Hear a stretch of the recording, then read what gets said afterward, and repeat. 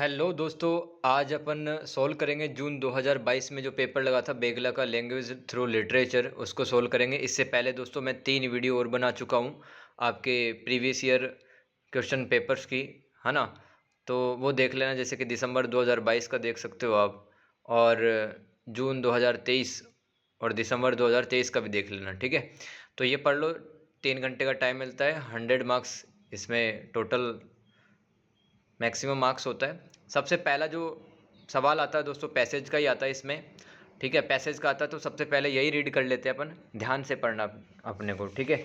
अगर दोस्तों अपन ध्यान से पढ़ लेते हैं तो ये जो सवाल है पैसेज के वो अपन इजीली अटेम्प्ट कर सकते हैं। तो देखो, पढ़ो मेरे साथ। Filling up a bronze water pot. Filling up a मतलब का, यानी कि यहाँ पे पानी भरने की बात आ रही है। किसमें? ब्रोंज वाटर पोर्ट, एक बर्तन है जिसमें पानी भरा जा रहा है और वो कांसे का है। ब्रोंज मतलब कांसे का है। ए बकेट, एक बाल्टी, and a watering can by turns. By turns का मतलब होता है एक के बाद एक। तो एक बाल्टी और जो पानी की जो कैनें हैं वो भरी जा रही हैं एक के बाद में एक। पानी की कैन मतलब जो गार्डन बगीचे के अंदर पानी देते हैं पौधों में, ठीक है। तो यहाँ पे गार्डनिंग की बात कर रहे हैं। My grandmother transported water from a tap at the backyard impartially to all her plants. तो जो मेरी दादी है, ठीक है, transported water from a tap, मान एक पानी के नल से वो पानी ला रही है। कहाँ से? घर के पीछे जो नल लगा हुआ उसमें। इम्पार्शली का मतलब होता है निष्पक्ष रूप से, यानी कि समान रूप से वो सभी पौधों में बराबर पानी दे रही है। And finally throw a brass syringe shot into the air a grand column of water which would descend like a gift from the heavens on the whole garden। दोस्तों ध्यान से समझो आप।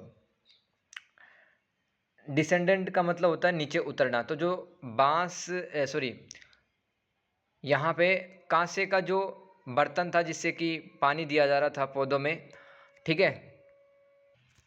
तो कांसे का वह बर्तन जिसमें पानी भरा हुआ था और पौधों में डाल रही थी दादी उस कांसे के बर्तन से।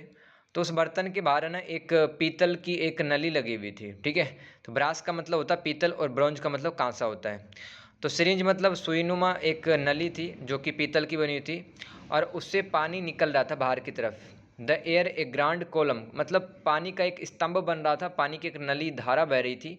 Of water which would descend like a gift from the heavens.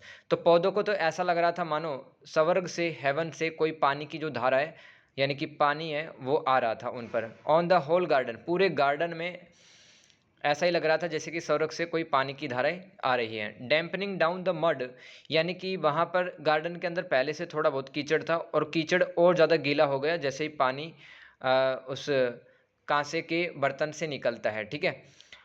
And stirring up an अर्थी स्मेल। देखो कई बार क्या होता है, सूखी ज़मीन पर बरसात की बूंदें गिरती हैं तो जो स्मेल आती है वो बहुत अच्छी लगती है, ठीक है। तो अर्थी स्मेल का मतलब ज़मीन की जो स्मेल है, सुगंध है। और स्टिरिंग अप का मतलब होता है कुछ करने की इच्छा महसूस करना, है ना, टू डू समथिंग। एक ऐसी तीव्र भावना जिसमें कुछ करने की इच्छा महसूस होती है, वो क्या क्या कहलाती है? स्टिरिंग अप कहलाती है। मतलब जो जैसे ही गार्डन की जो ज़मीन है उस पर पानी गिरता है पानी की कैन से, तो फिर मिट्टी के जो खुशबू से स्मेल करने का, ब्रेथ करने का मन करता है ना। उसकी स्मेल इतनी अच्छी है। आगे क्या लिखा है? Which tempted one to taste the mud, ठीक है। टेम्पटेड का मतलब होता है ललचाना। ललचाना मतलब उस जो सुगंध है उसको मतलब मैं सूंघने के लिए ललचा रहा था। The foliage glittering in the sun like finely cut diamonds as water dipped off their edges। देखो ध्यान से समझो, foliage का मतलब यहाँ पे पत्तों से है।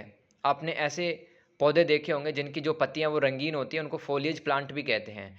ग्लिटरिंग का मतलब चमक होता है, और डायमंड्स हीरा, और ड्रिप्ड ऑफ का मतलब होता है टपकना, ठीक है, टपकना। तो जैसे ही सूरज की किरणें उन पत्तों पर गिरती हैं तो दोस्तों उन पत्तों पर उपस्थित जो बूंदें हैं वो हीरे की तरह चमक रही हैं, है ना। उन पत्तों के किनारे पर जो पानी की बूंदें वो हीरे की तरह चमक रही है जैसे ही सूरज की किरणें उन पत्तों पर गिरती हैं। The peacock busily kept pace. Kept pace का मतलब होता है साथ में चलना, साथ में चलना। With us we moved up and down bearing the water pots. तो दोस्तों यहाँ पर जैसे ही लेखक अपनी दादी के साथ में सीढ़ियों पर चढ़ता है और नीचे उतरता है, क्योंकि पानी की जो केन है वो ऊपर से वो नीचे लेके आ रहे थे, तो उनके साथ में एक पिकॉक भी था, मोर भी था वहाँ पे उस गार्डन में, वो भी उनके साथ में सीढ़ियों पे चढ़ रहा था और नीचे उतर रहा था। When a shower of water descended the peacock fanned out its tail parading its colour. यहाँ पे दोस्तों आप स्पेलिंग समझो, आप वोकेब समझो। तो शावर ऑफ वाटर का मतलब पानी की फुहारे, डिसेंडेंट का मतलब नीचे उतरना, फैंड आउट का मतलब क्या होता है, फैंड आउट का मतलब फैला देना। तो मोर है, मोर ने अपने पंख फैला दिए, अपने फीदर फैला दिए। पैराडाइम का मतलब क्या होता है, डिस्प्ले करना, किसी चीज़ को प्रदर्शित करना। तो जैसे ही दोस्तों पानी की जो फुहारे हैं मोर पर गिरती हैं नीचे की तरफ,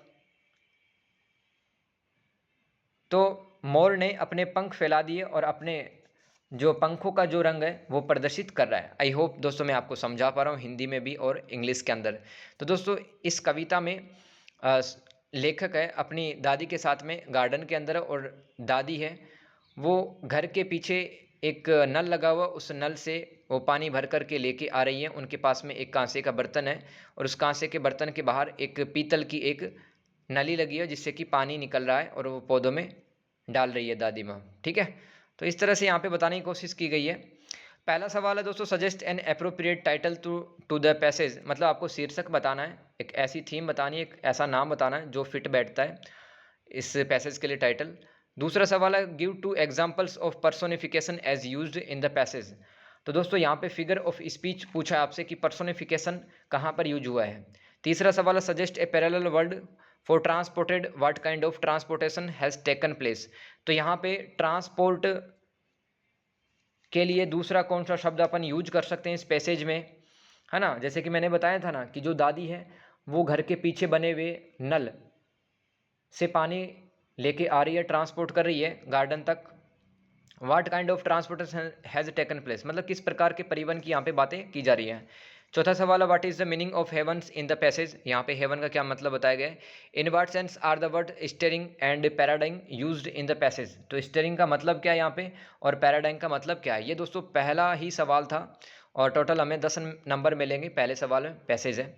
दोस्तों एक बात ये है कि मैं जो पेपर सॉल्यूशन करा रहा हूँ, ठीक है, देखो गलतियाँ मेरे से हो सकती है गाइज, लेकिन अगर मेरा जो प्रयास है, मेरे जो एफर्ट्स हैं, मेहनत है, वो आपको अच्छी लगती है तो एक बढ़िया सा कमेंट एंड में ज़रूर करके जाना।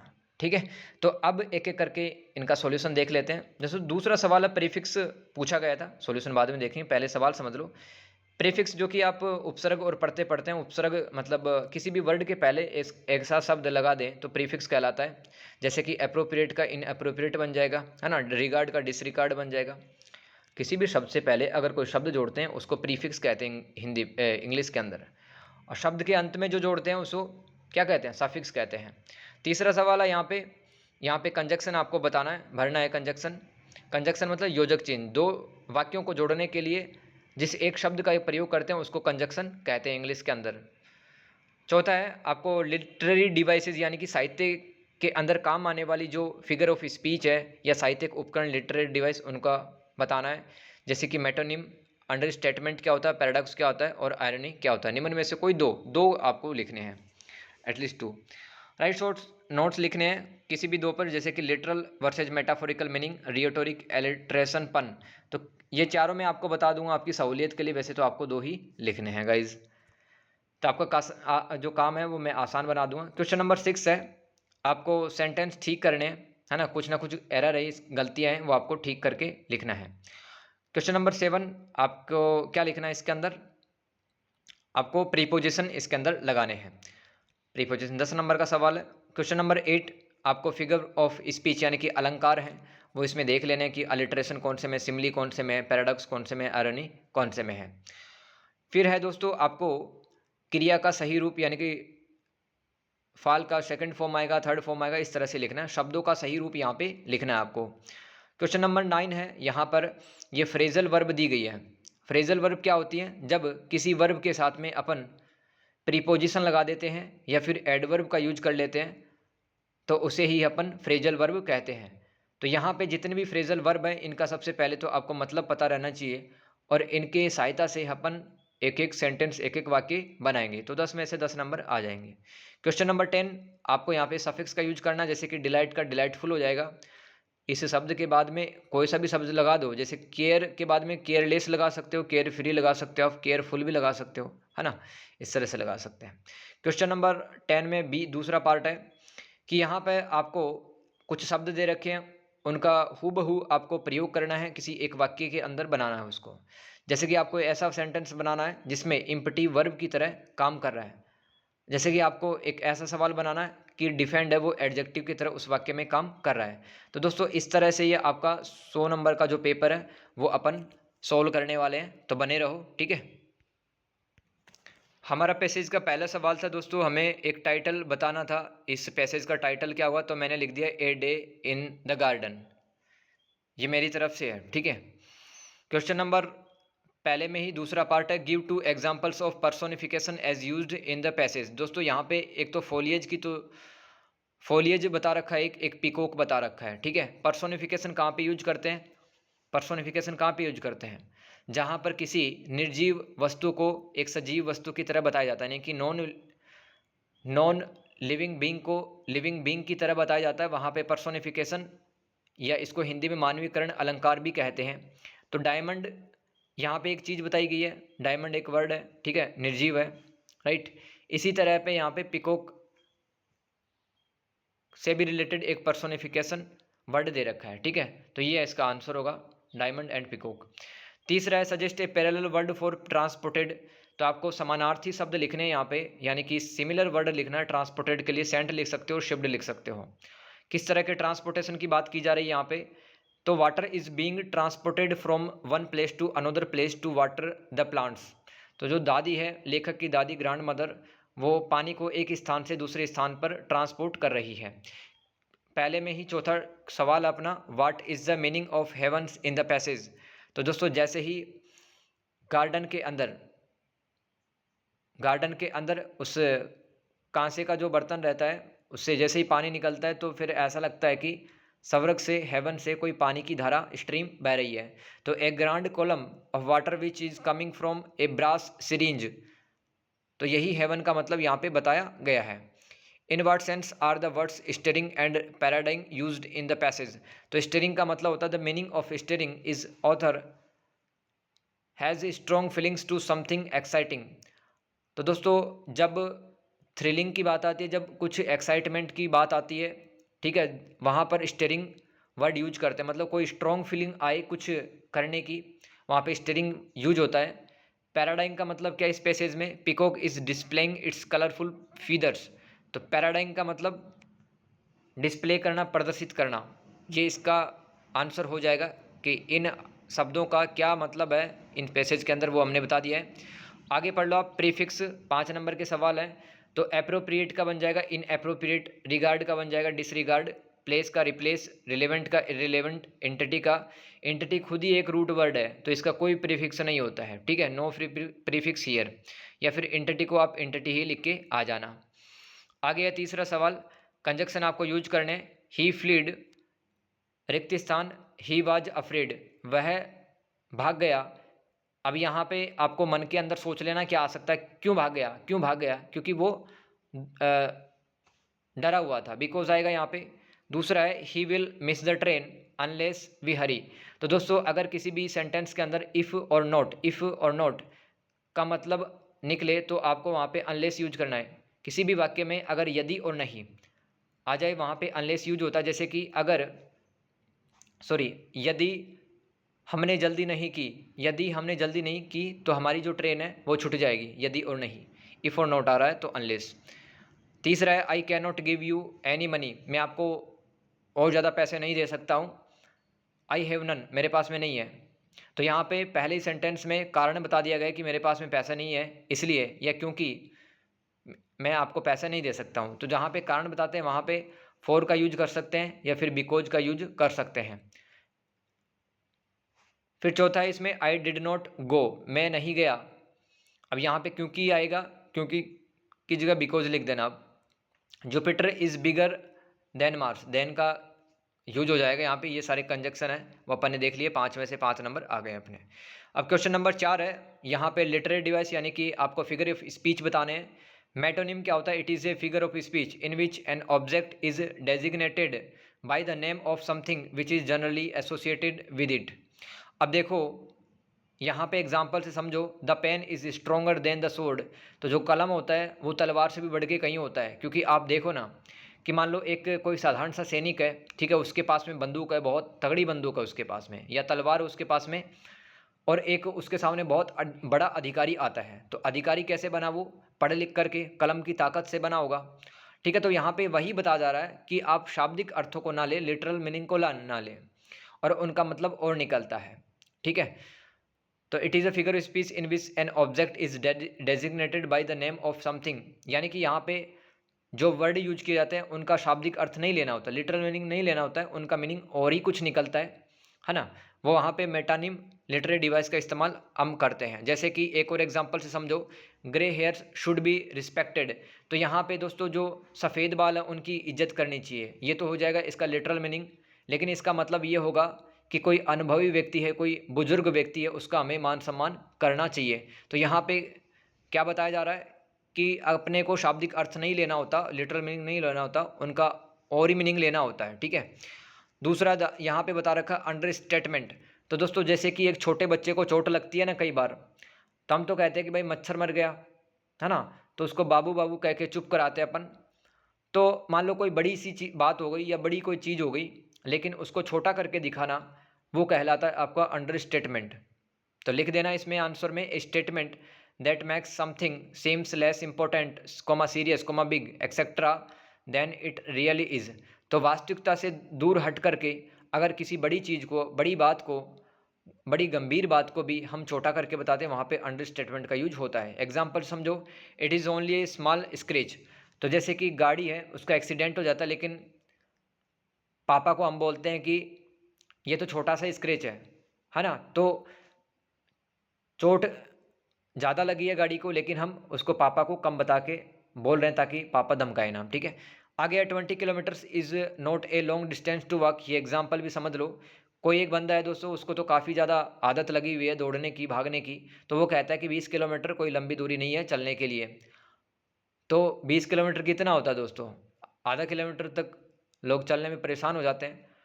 तो किसी बड़ी बात को, कोई गंभीर सीरियस बात है, कोई बड़ी चीज़ है, उसको कम करके आंकना, दिखाना, वो अंडरस्टेटमेंट कहलाता है। पैराडॉक्स क्या होता है दोस्तों? A statement consisting of two parts that seem to mean the opposite to each other. देखो, आपको एक ही वाक्य के अंदर दो अलग अलग सेंटेंस आपको दिखाई देंगे, दो ऑपोजिट सेंटेंस होंगे। एग्जाम्पल समझो, do the things you think you can not do, यानी कि वही चीज़ें करनी चाहिए जो आप नहीं कर सकते हैं। यहाँ पे पहले सेंटेंस में तो करनी चाहिए वही चीज़ें, है ना। तो कौन सी चीज़ें करते हैं अपन, जो हमें आता है, लेकिन दूसरे में क्या बताया गया है कि आपको नहीं आता वो करो। तो पहले तो बता दिया वो चीज़ें करो जो कि आपको आता है, दूसरे में बता दिया वही चीज़ें करो जो कि आपको नहीं आता है। तो सिंपल सा ये समझो कि किसी भी सेंटेंस में अगर दो जो छोटे सेंटेंस हैं वो ऑपोजिट है, तो अब वहाँ पे पैराडॉक्स का इस्तेमाल होता है। दूसरा समझ लो, if you don't risk anything, आप अगर ज़िंदगी के अंदर जोखिम नहीं लेते हैं, तो यू रिस्क एवरीथिंग, तो ज़िंदगी में सब कुछ ही आप जोखिम पर रख देते हैं, ठीक है। तो रिस्क लेना ज़रूरी है, उसकी तो जीत होती है। तो पहले सेंटेंस में तो आपको बताया गया है कि रिस्क नहीं लेना चाहिए, दूसरे में बताया गया रिस्क उठानी चाहिए, ठीक है। तो किसी भी सेंटेंस में दो अगर विपरीत, दो ऑपोजिट सेंटेंस आ रहे, वहाँ पे पैराडॉक्स का इस्तेमाल होता है। आयरनी क्या होता है? जहाँ पे आश्चर्यचकित होने की बातें हो जाती है, जैसे कि it is literary device that is use to express an intended meaning by using language that conveys, जो हमें बताती है the opposite meaning when taken literally. यहाँ पे दोस्तों अगर शब्दों की सहायता से समझते हैं तो लिटरल मीनिंग तो इनका और निकलता है, लेकिन ऑपोजिट निकलेगा। जैसे कि the tech expert forgot to save his document on his computer. तो मतलब यहाँ पे आश्चर्यचकित हो रहे हैं अपन कि एक कोई कंप्यूटर चलाने वाला बंदा है, ठीक है, कोई टेक एक्सपर्ट यानी कि तकनीकी एक विशेषज्ञ है, वो भूल गया, क्या भूल गया? कंप्यूटर के अंदर अपनी पीडीएफ या फाइल वगैरह सेव करना। तो कैसे हो सकता है जिसको कंप्यूटर आता है अच्छे से? तो आयरनी यहाँ पे यूज होता है। दूसरा यहाँ पे the poet struggled to find the right words for his speech. तो एक जो कवि है भाषण देते समय उसके पास में सही शब्द नहीं थे, इसलिए वो कन्फ्यूज हो रहा है। तो दोस्तों कितनी अजीब सी बात है कि एक कवि के पास शब्द ही नहीं है। ठीक है, तो जहाँ पे आश्चर्यचकित वाला भाव आता है वहाँ पे आयरनी का अपन यूज करते हैं। शॉर्ट नोट्स लिखना है दोस्तों आपको, जैसे कि आपको लिखना है यहाँ पे literal versus metaphorical meaning. Literal का मतलब होता है शाब्दिक अर्थ निकलना, मेटाफोरिकल का मतलब निकलता है जैसे कि यू आर एलोइन। तो इसका मतलब क्या है, तुम शेर हो, इसका मतलब ये बहादुर हो आप, ये मेटाफोरिकल मीनिंग है। और लिटरल मीनिंग तो इसका है कि आप शेर हो, है ना। तो literal language is a language that means exactly and only what is says, मतलब आप जो पढ़ते हैं उसका वही मतलब निकलता है, ये शाब्दिक अर्थ कहलाता है। While metaphorical meaning is more than the actual literal meaning, तो शाब्दिक अर्थों से कहीं ज़्यादा जो मतलब निकलता है वो मेटाफोरिकल मीनिंग में निकलता है। तो metaphor is a figure of speech in which two different object are indirectly compared, suppose that one is something else. तो जैसे कि दो चीज़ों के बीच में तुलना की जाती है और दोनों ही जो वस्तुएं ऑब्जेक्ट होती है वो अलग अलग होते हैं। तो कंपैरिजन कर रहे हैं अपन और दोनों ही अलग अलग होते हैं। जैसे कि टाइम इज़ मनी, टाइम अलग है, पैसा अलग है, लेकिन दोस्तों अगर टाइम की इज्जत करते हैं तो पैसा तो आएगा। ठीक है, टाइम इज़ मनी। रियोटोरिक क्या है, rhetoric refers to the art of using language well comma particularly in terms of written and spoken discourse, discourse का मतलब चिंतन, so that author grab the attention of the reader, grab मतलब हासिल करना, प्राप्त करना। तो रियोटिक का मतलब क्या होता है, एक प्रकार की कला होती है, आर्ट होती है किसी भी लैंग्वेज के अंदर। ठीक है, अगर हम बोलते टाइम या लिखते टाइम कुछ लिख रहे हैं, जैसे कि कुछ कविता पोएम लिख रहे हैं, तो वहाँ पे अपने को रिदम का ख्याल रखना पड़ता है। ठीक है, तो वही जो कला है वो रियोटोरिक कहलाती है, जिसमें अपन शब्दों को ध्यान में रखते हुए लिखते हैं कुछ। इसमें तीसरा है alliteration, it is a literary device, it is when two or more words begin the same sound. तो यहाँ पे किसी भी आप लिटरेचर में देखो जहाँ पर समान ध्वनि आती है, समान सेम साउंड आता है, वहाँ पे अलिट्रेशन यानी कि अनुप्रास अलंकार का यूज होता है। It is can make your words more engaging and entertaining. तो कविता कौन सी अच्छी लगती है, जो एंटरटेनमेंट करे, ठीक है, जिसको पढ़ने में मजा आए, राइट। तो it gives musicality and rhythm to our words. तो हमारे जो लेखन है उसमें ध्वनि उत्पन्न करता है, अलिट्रेशन म्यूजिकलिटी, म्यूजिक उत्पन्न करता है और रिदम उत्पन्न करता है। ठीक है, आप अपने हिसाब से लिख देना यार इंग्लिश। फिर एग्जांपल समझो, alligator adventure park is a big business. तो यहाँ पे बताया गया है कि जहाँ पे मगरमच्छ वगैरह होते हैं, अगर इसका अपन पार्क खोलते हैं तो बड़ा एक फायदे वाला सौदा है। ठीक है, तो यहाँ पे एलिगेटर जब अपन पढ़ते हैं तो एक ही साउंड आ रही है, एडवेंचर पढ़ रहे हैं तो भी एक ही साउंड आ रही है। तो किसी भी वाक्य में अगर सेम साउंड आते हैं, सेम साउंड आ रहे हैं, तो वहाँ पे अपन क्या यूज करते हैं, alliteration figure of speech use करते हैं। आगे समझ लो पन, पन क्या होता है, a pun is a figure of speech that plays with words that have multiple meanings, it produces a humorous effect. तो समझ लो ये भी एक अलंकार होता है और इसमें शब्दों के साथ में खेलना होता है। ठीक है, it produces a humorous effect, तो ह्यूमर इफेक्ट है वो प्रोड्यूस करता है, उत्पन्न करता है। It involve similar sounding words that have different meaning. तो देखो एलिगेटर में तो एलिगेटर में भी समान ध्वनि थी, ठीक है, और पन में के अंदर भी समान ध्वनि, सेम साउंड होंगे लेकिन अलग अर्थ निकलेगा पन में। जैसे कि time flies like an arrow, तो तीर की तरह समय उड़ जाता है, तो time flies like an arrow. Sorry, यहाँ पे आप समझे कि सेम साउंड आ रहा है लेकिन उनका अर्थ अलग अलग होता है पन के अंदर। एक और एग्जांपल समझ लो, a elephant, an elephant opinions carries a lot of weight. ठीक है, ये पन हो जाएगा अपना। आगे देखो question number 6, correct the following sentence. तो one of my friend visited my home yesterday. तो दोस्तों यहाँ पर बताया जा रहा है कि एक दोस्त आया था मेरे कई दोस्तों में से। तो दोस्तों एक व्यक्ति को तो बहुत सारे दोस्त हो सकते हैं, तो जो फ्रेंड लिखा हुआ यहाँ पे उसको अपन प्लूरल बना देंगे, फ्रेंड्स बना देंगे। दूसरा इसमें the height of Ram is more than Shyam. तो यहाँ पे ये द हाइट वगैरह कुछ लिखने की आवश्यकता नहीं है, आप सीधा लिखो Ram is taller than Shyam, है ना, कंपेरेटिव डिग्री होगी यहाँ पे। इसमें तीसरा सवाल है he has been working in his office since 20 year. तो देखो ध्यान से सुनो कि जहाँ पर समय अवधि की अर्थात टाइम पीरियड की जहाँ पे बात की जाती है वहाँ पर अपन फॉर का इस्तेमाल करते हैं, लेकिन जहाँ पे पॉइंट ऑफ टाइम की बात की जाती है जैसे कि 2007 से 2015 से, तो वहाँ पर सिंस का यूज होता है। तो यहाँ पे लिखा हुआ 20 ईयर से वो वहाँ पे काम कर रहा है, तो यहाँ पे अवधि की यानी कि टाइम पीरियड की बात की जा रही है तो 4 आ जाएगा यहाँ पे। आगे है चौथा ही do not have a laptop. तो यहाँ पे ही है वो सिंगुलर है तो सिंगुलर के साथ में डज आएगा यहाँ पे, और बाकी सेम टू सेम। पांचवा he did not wrote the test last week. तो यहाँ पे डिड नॉट के जगह वर्ब की पहला रूप आएगा, राइट लिख दो यहाँ पे। आगे प्रीपोजिशन अपने को लिखना है he has returned his home town. तो जहाँ पे डेस्टिनी की बात की जाती है, गंतव्य स्थानों की बात की जाती है, वहाँ पे टू आता है। The plane landed the runway. तो जो प्लेन है जो आसमान में उड़ रहा था वो जब लैंड कर रहा होता है तो रनवे पर तो करता है, ऑन आ जाएगा यहाँ पे। द किड्स क्लाइम्ड, क्लाइम्ड के साथ में दोस्तों अप भी यूज कर सकते हैं, अप डाउन भी यूज कर सकते हैं। Rohan and Asha moved the table blank the dining room. तो यहाँ पे फिर से किसी चीज को डेस्टिनी तक पहुंचाने की बातें की जा रही है, टू आ जाएगा यहाँ पे। पांचवा she was relieved the pain after taking the medicine. तो यहाँ पे फ्रॉम आ जाएगा।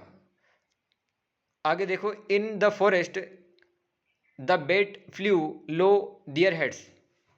तो जैसे कि 4-5 दोस्त गए घूमने के लिए जंगल में, तो उनके ऊपर है वो वहाँ पे बेट यानी कि चमगादड़ी उड़ रही है, तो और आ जाएगा यहाँ पे। फिर है he will have finished his work Friday. तो जहाँ पर किसी समय तक किसी वार तक अर्थ निकल रहा हो, सेंस निकल रहा हो, वहाँ पे बाई का इस्तेमाल होगा।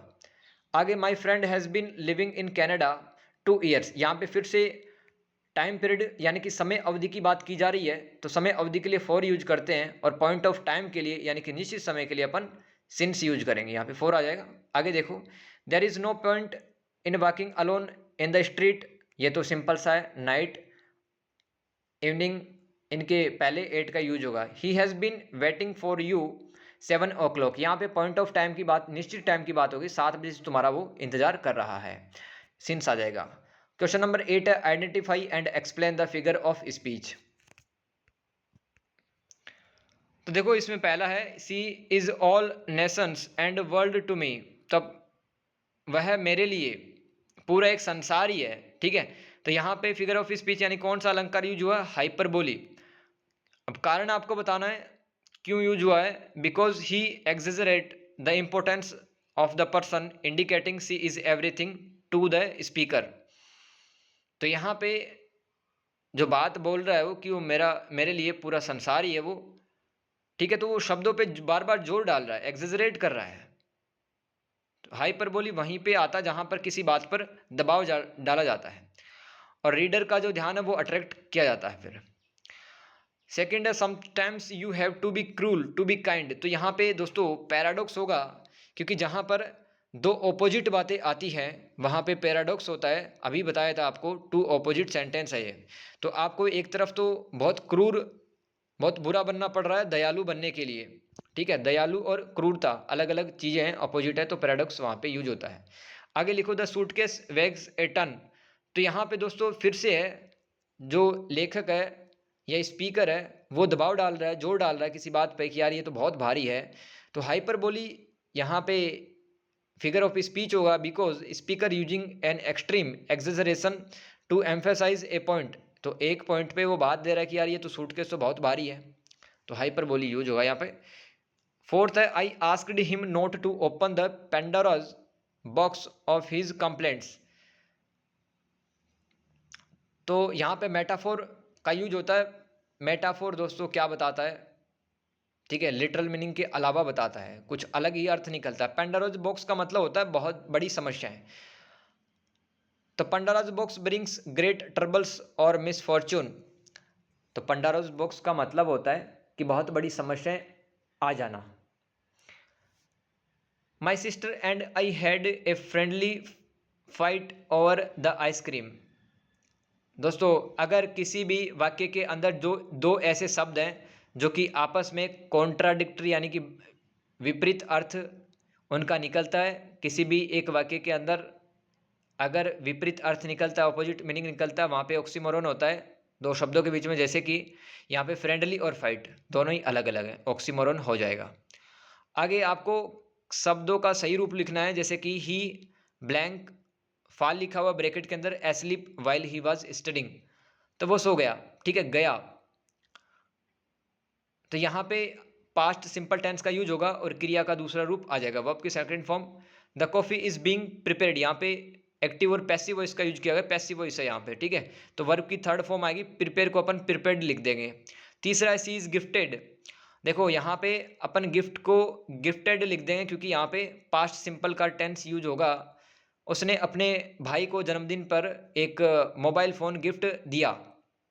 तो जहाँ पे आ ई ये शब्द आते हैं वहाँ पे पास्ट सिंपल ही तो होता है। फोर्थ है मोहन रिक्त स्थान ब्रैकेट के अंदर वास लिखा हुआ है, द फ्लोर ऑन वीकेंड्स। तो मान लो किसी की आदत है कोई हफ्ते के अंदर फ्लोर को साफ कर रहा है, तो यहाँ पे वास को अपन यस लगा देंगे लास्ट में।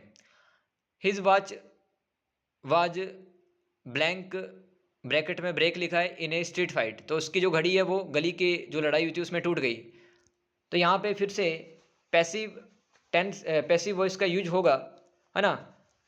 हेल्पिंग वर्ब के साथ में अपन क्रिया की थर्ड फॉर्म यूज करेंगे। क्वेश्चन नंबर 9 है make sentence with the help of phrasal verb. दोस्तों फ्रेजल वर्ब अभी बताया क्या होता है।